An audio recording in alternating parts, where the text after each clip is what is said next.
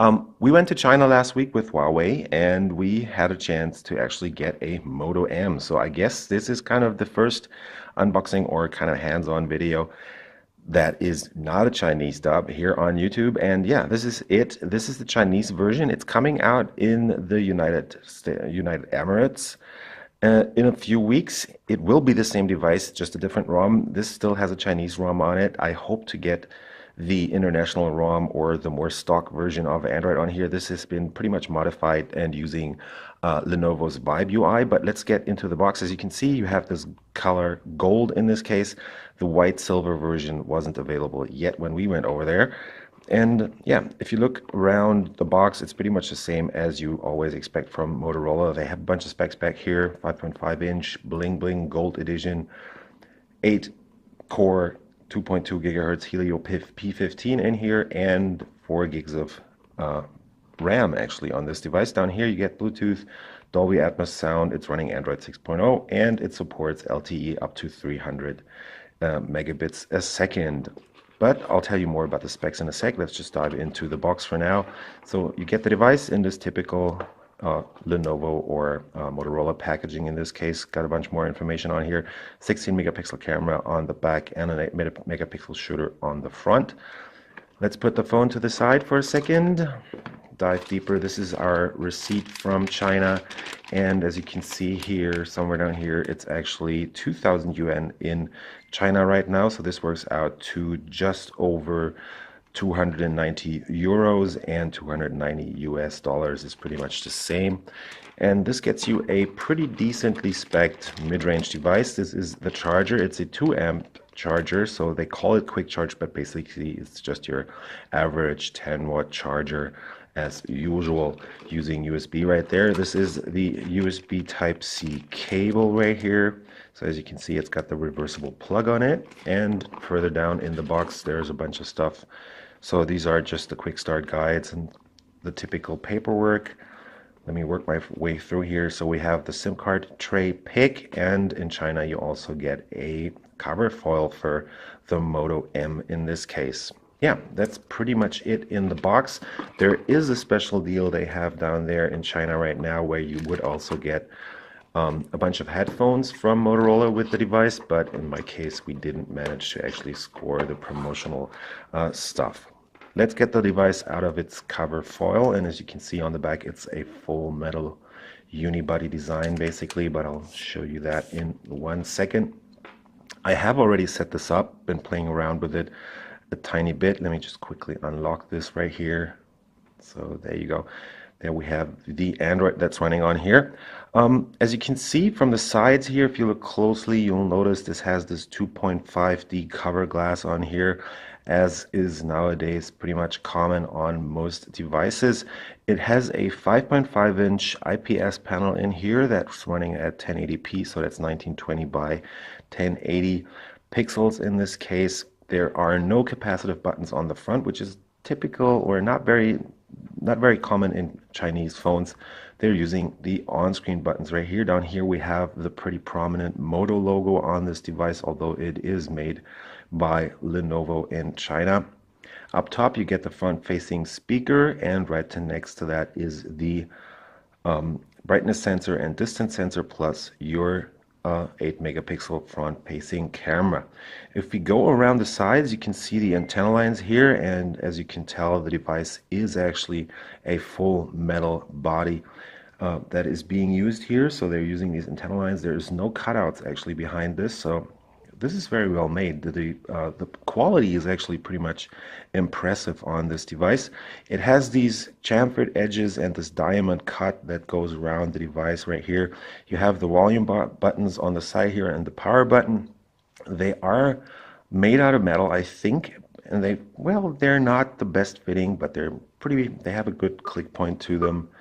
And yeah, it's pretty easy to reach them. They also have this texture on the power button right here, so there's a nice feeling to it, and you can actually tell it apart from the other buttons. Going further down, you get a single speaker on the right, I believe, and on the left is just a mock grill where the microphone is housed, and in the middle you will also have your USB Type-C port, which is a USB 2.0 port, so there's not the high speeds that you would be able to achieve with a 3.0 port. In the middle is those two screws that actually make you able to take the device apart. Going over to the left, there's pretty much nothing there except for this dual SIM card slot where you will be able to actually put in a not only two SIM cards, but you can also, if you want to, put in a memory card to extend the storage. Let me just quickly open this and get this out so you can see it. It's on the left. We have the slot that doubles also as the micro SD slot. I'll just put in a T-Mobile SIM for Germany right now. And there's one thing you have to remember about this device, or at least the Chinese version, is the fact that this only supports Chinese bands, which means you get most bands actually that you would also expect to be using in Europe, for example. But in this case, they are limited to band 1, 3, 7, a bunch of other Chinese bands. And yeah, band 20, which is the one that we use mostly in Germany, is not supported on this device. So you have to remember that if you want to buy this, and you might end up skipping from 3G to 4G from time to time, depending on your network operator or what bands the company uses. In my case, it's T-Mobile on this device right now. So let me just quickly unlock this. There we have it. Once it's unlocked, you will be able to see up here it has 4G, but that's only on this one network operator, mostly slipping back to 3G because the coverage is not very good on the other bands that are not band 20 actually in Germany. Yeah, going back over to this to the rear here, we have the 16 megapixel camera on the back that uses 1 micron pixels, so they're pretty tiny pixels. You will notice that when taking pictures outside, so the lighting is not very good in low light situations, and you will end up with quite a bit of grain there. We have the dual LED flashback here. So it has those two different colors that will be adjusted to make your skin look better, for example. Then we have the fingerprint reader, which is actually very quick. So let me just show you. I'm just going to lock the device and unlock it. And as you can see, it is pretty quick unlocking the device. It's almost Huawei level because Huawei always has pretty much the fastest fingerprint readers as far as I can tell. The whole thing is packaged in this pretty good looking gold casing right here. The only Motorola logo on the back is pretty much the only thing that you will see on the back, because what they've done is they've moved most of the regulatory information over here to the side. So as you can see, there's a bunch of stuff mentioned there. And yeah, that's pretty much it. The whole thing weighs in at 168 grams, I believe, and it is 7.85 millimeters thick, so it's not the thinnest device. You get the MediaTek Helio P15 in here, so that's a faster version of the Helio P10, and I have been running a bunch of benchmarks on here, and I'll try and find my my scores actually, if I can only manage to. That's the hard part about it right now. So I've run Antutu on here, and as you can see, you score just under 54,000 points on this. I've also had 55,000, so it's a typical mid-range result that you would expect from the Helio P15 on here. There's 4 gigs of RAM, and you also have 32 gigs of internal flash storage. So let me just quickly show you how much space is still left. So you end up with around 24 gigabytes of usable storage on this device once you are all set up. Again, it supports AC Wi-Fi. It also has dual band support, so 2.4 and 5 gigahertz bands are supported. LTE up to 300 megabits, depending on what bands are supported in your country. That's the most important part about this device. And yeah, the Moto M is running Android 6.0 in this case. It has this modified UI on here, the Chinese UI, and the Chinese UI means there's a bunch of problems with translation. Actually, you also end up with a bunch of apps pre-installed. For example, Microsoft is putting their apps pretty much front and center on this device, so we have Excel, PowerPoint, Word, Outlook, and OneNote on here. Cortana is not present in this case, also no Skype or anything, which is probably the reason for that is probably regulations in China in this case. The UI is also special in the sense that as this is a Chinese device, there is no Google software on here. I've only installed Photos so far, but other than that, there is pretty much no Google services on here. I was also not able to install any Google services, which, well, kind of sucks, but I hope I get a ROM from the United Emirates, and I hope that, yeah, then I will be able to actually have all the Google stuff supported on here. We have the App Center, which is basically a Chinese app store that Lenovo was pre-installing here. You'll find most of the apps that you would need in here, except for, yeah, all those Google apps, because the Play services are always crashing. Let me just quickly show you that. So this is what I ended up with when trying to install the Google services or Play Store on this device. So far, pretty much no luck. Yeah, but, well, what am I supposed to do? There is all this typical Android stuff in here, so you get the cleaner stuff, the cleaner button down here. You also have this pretty much not very highly modified UI on here, so you get the quick settings up here. It's all in a pretty low DPI setting actually, so you'll end up with pretty much pretty big icons and stuff. You can't actually change that on here, which is, well, not the best thing to actually happen to me because I like it when stuff is a bit smaller.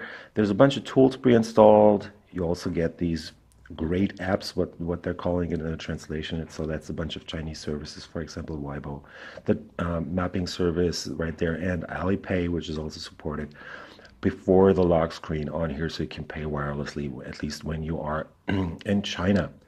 Other than that, the UI has a bunch of different icons on here. You also get this theme center app, which allows you to actually change a bunch of, change around on the icons or switch out the look of the device or the interface at least. It's all Chinese, so I can't pretty much do anything with it.